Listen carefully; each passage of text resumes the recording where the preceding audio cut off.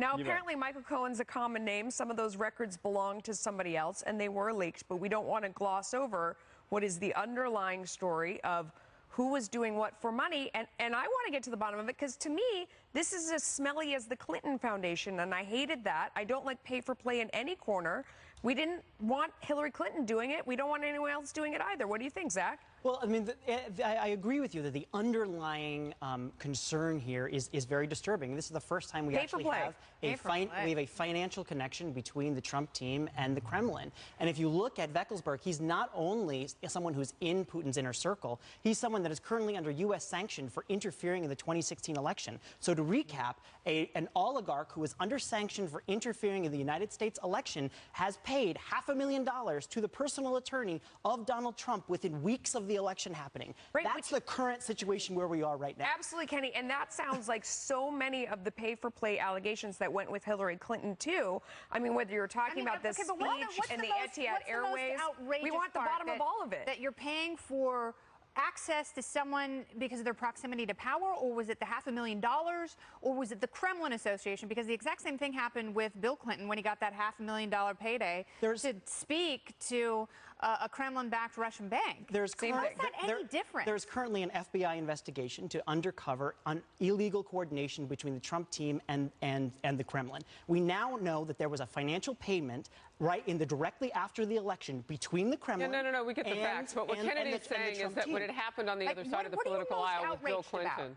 I'm wondering why every time that you guys can't defend Donald Trump, you bring in Hillary Clinton. I'm saying that. No, I think she said the exact opposite. She said she's really grossed out upset by any of it because the fact that anyone would be paying for access. But it's okay. Well, she didn't say this is great. Michael Cohen's a hero.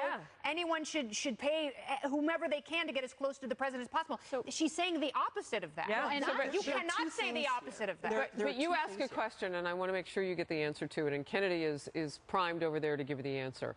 So Bill Clinton took about $500,000 for she put in air quotes, speech.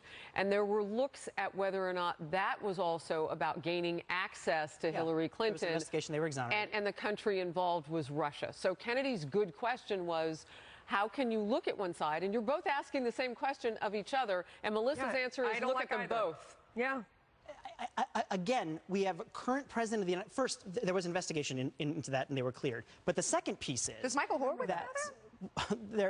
You're right. There's an IG investigation that was different than an FBI investigation, which did clear it. I look forward to that IG investigation. But the second piece is, of the DOJ and FBI. Again, I don't understand. Right. The investigator investigating the investigation. I understand that you can't defend Donald Trump.